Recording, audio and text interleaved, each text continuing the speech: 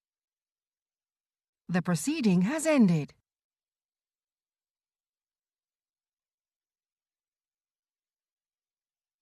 The proceeding has ended.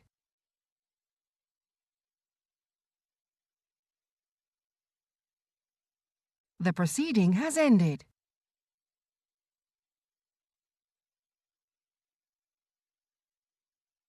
The proceeding has ended.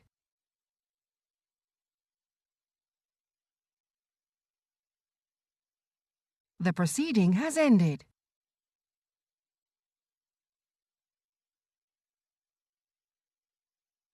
The proceeding has ended.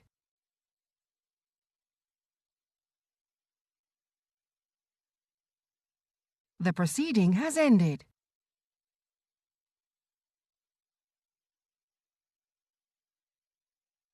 The proceeding has ended.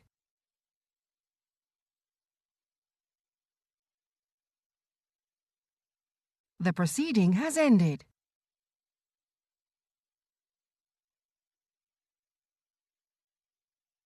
The proceeding has ended.